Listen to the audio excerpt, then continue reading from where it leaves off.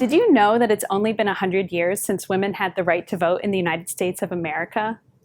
In 1920, the 19th Amendment passed, which granted women the right to vote. Now, women had been fighting for this cause since the 1830s, and women in the US, including right here in Ohio, along with people who were fighting against slavery, first were working together. And that fight continued into 1920 when finally women were granted the right to vote. People will often refer to this as the suffrage movement. And suffrage is kind of a funny word, but what it really means is one group of people granting others rights or abilities. Now, you may know famous people who have worked on the right to vote, like Elizabeth Cady Stanton or Susan B. Anthony.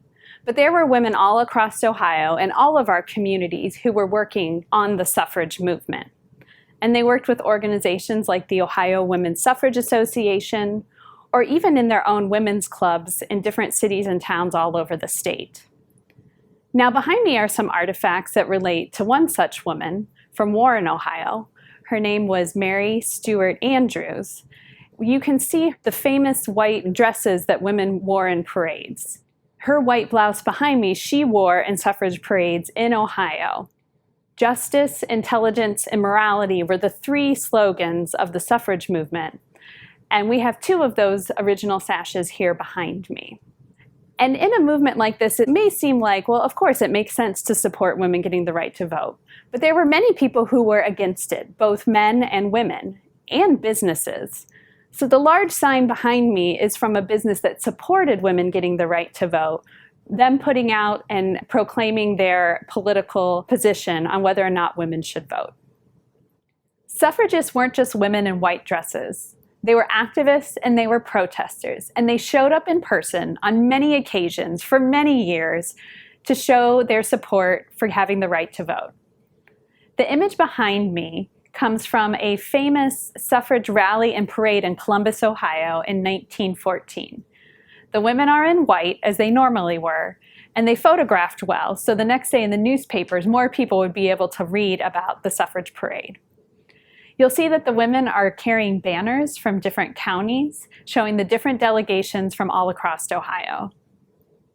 The exhibit behind me and surrounding us includes the voices of many Ohio women who fought for the right to vote, and then they also fought for other causes as well. There are three Ohio women that I always like to mention talking about the suffrage movement. The first would be Florence Allen from the Cleveland area. Allen fought for the women's suffrage movement, and after the 19th Amendment was passed in 1920 and women had the right to vote, she was able to run and gain a seat as a county prosecutor. She later became elected as a judge, sat on the Ohio Supreme Court, and was appointed by FDR to a federal court. And she served in that way through the 1950s, being the first elected woman judge in the entire country and the first woman appointed as a federal judge. Another important Ohio woman is Mary Church Terrell. Mary Church Terrell graduated from Oberlin College and was very active with the Colored Women's Clubs Association and helped found the NAACP. She worked with suffrage organizations and was active in the rights for African American women. She's another Ohioan that remains active after the 19th Amendment passes and was very influential and important in her time. The third woman that I always like to mention is Harriet Taylor Upton. She was from Warren, Ohio, and became politically active because her father was in Congress. And while she was in D.C., she met Susan B. Anthony and became really active in the suffrage movement. And for a while, she headquartered the National Association in Warren, Ohio. One of the most interesting stories about Harriet Taylor Upton is that she was there at the very end when suffrage became the law of the land. When Congress passes an amendment like the 19th Amendment, it goes out to the states to be ratified, and it takes 3/4 of the states to make it an amendment to the Constitution, which makes it the law. The 19th Amendment needed one more state to pass in 1920, and people were getting worried that it wouldn't become the law. And Tennessee legislature was about to vote on it.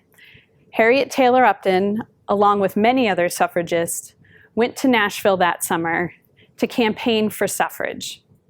Now, an interesting story comes at the very end when the suffragists thought that they were not going to get the vote and that it was going to fail in Tennessee and ultimately not become the law of the land.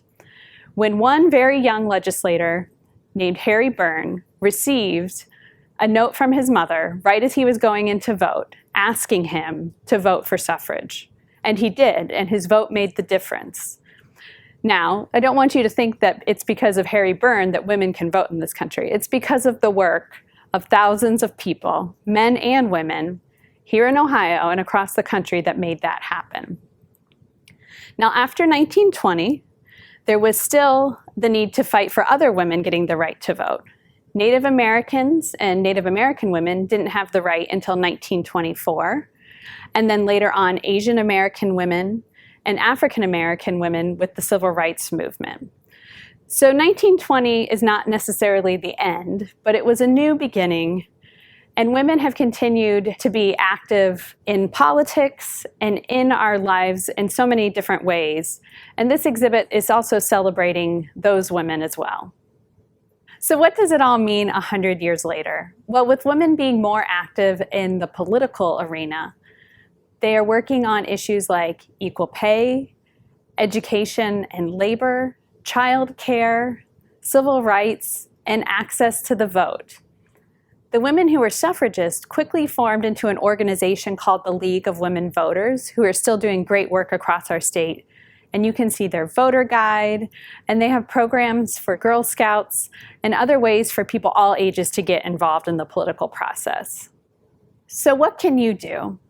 If you're 17 or 18 years old, you can register to vote, and you can exercise that right come election day. Or you can be a poll worker, which is a really important part of the process. If you're not 17 or 18 years old yet, you can write to your state or federal legislators about issues that you care about.